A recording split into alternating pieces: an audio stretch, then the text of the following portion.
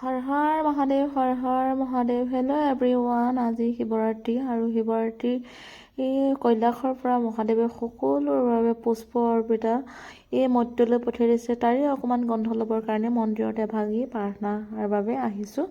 আৰু সেয়া ভক্ত সমাগম হৈছে, দেখিছে উদলি মুদলি কিমান যে ধুনীয়া পৰিৱেশ। চাওকচোন, মন্দিৰলৈ ৰাতিপুৱাৰ পৰা সকলো ভক্তগণ এলানি পাতি গৈছে। আৰু চাওক কিমান যে চবৰ হেঁপাহ। আৰু শিৱৰাত্ৰিৰ দিনাখনলৈ সকলোৱে বাচাই থাকে।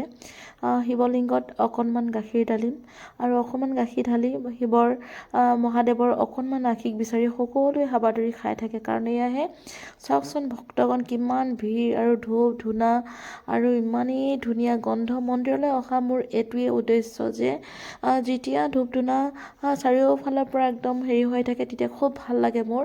আৰু ধূপ ধূনা গন্ধতেই যেন ভগৱানক লগ পাইছোঁ লাগি যায়। আৰু আপোনালোকৰ ফালে এনেকৈ শিৱৰাত্ৰিত মানুহ হৈছেনে নাই?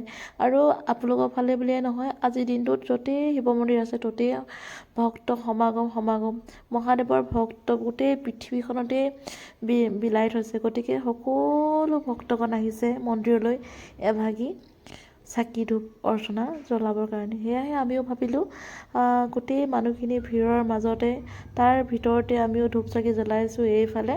আৰু ইমানেই ধুৱাইছে তথাপিতো ভাল লাগিছে। আৰু বছৰটোত এবাৰে আহে। আৰু তাতে আজি ভাওনা আছে। আৰু ভাওনা ৰাতিলৈ হ'ব মৎস্য অৱতাৰ। আৰু যিসকলে চাওঁ বুলি ভাবিছে সোণাৰী চাপৰি শিৱলিংগ প্ৰাংগণত হ'ব। গতিকে আপোনালোকেও চাবলৈ আহিব পাৰে। খুব ধুনীয়া ভাওনা। আৰু আগতেও চাইছোঁ, ভাওনাখন খুব ধুনীয়া হয়। নাটকখন শুনিয়ে ভাল লাগে, মৎস্য অৱতাৰ। আৰু যিসকলে চাইছে জানে। আৰু যাৰ ভাওনা প্ৰিয় আহিব পাৰে ভাওনা চাবৰ কাৰণে। আৰু ইয়াতে ধূপ ধূনা চাকি বন্তি চব জ্বলাই লৈছোঁ। আৰু তেলৰ পাকেটটো মই হাতে ইমান জোৰ লগাইছোঁ ফালিবৰ কাৰণে। 2টা পাকেট আনিছোঁ দুগছি চাকিৰ কাৰণে। ইমান ফালিছোঁ, পৰা নাই। লাষ্টত উপায় নাই, দাঁতে নাপালোঁ। নাই আৰু কি কৰিম প্ৰভু, দাঁতে ফালি দিছোঁ। আৰু এপাকেট ফালি দিলোঁ।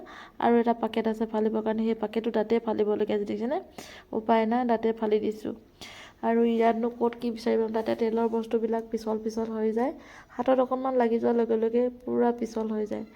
যি কি নহওক, 2টা চাকিত দুফালে তেলখিনি ঢালি ল'লোঁ। এইখিনি ঢালি লৈছোঁ। এটা চাকিত ঢলা হৈ গ'ল, আনটো চাকিত ঢালি দিছোঁ। আৰু সেইখিনি ঢালি দিয়াৰ পিছত আজৰি হৈ যাম আৰু ধূপকেইডাল জ্বলাম। ধূপকেইডাল জ্বলাই ভিতৰলৈ যাম। বাবাৰ শিৱলিংগত গাখীৰ অলপ ঢালি বেলপাত দিম।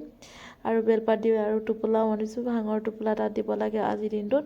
গতিকে এয়া ধূপ চাকি জ্বলাই লাইন পাতিছোঁ আৰু দেই গাইজ, ভিতৰলৈ যাবৰ কাৰণে। চাওকচোন, মানুহবিলাক ইমান ঠেলা হেঁচা কৰিছে, সৰু বাচ্ছাখিনি মাজত ভৰাই দিছে।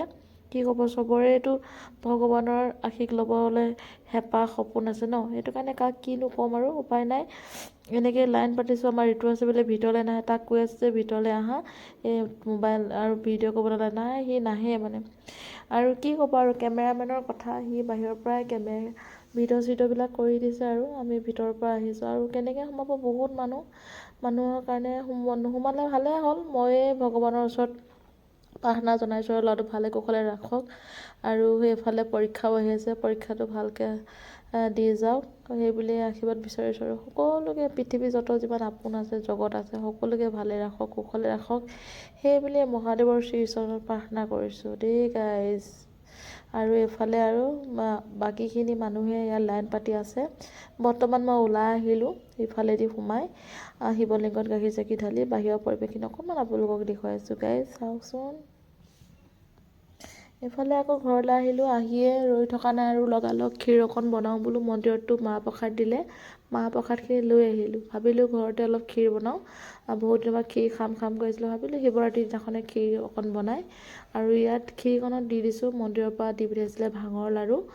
ভাঙৰ লাড়ুৰ পৰা অকণমান গুড়ি অকণমান ইয়াতে দি দিছোঁ। কাৰণ শিৱৰাত্ৰিৰ দিনা বোলে ক্ষীৰে হওক ঘোটাই হওক ভাঙৰ অকণ দিব লাগে। সেয়া দি দিলোঁ মহাদেৱৰ। হৰ হৰ মহাদেৱ।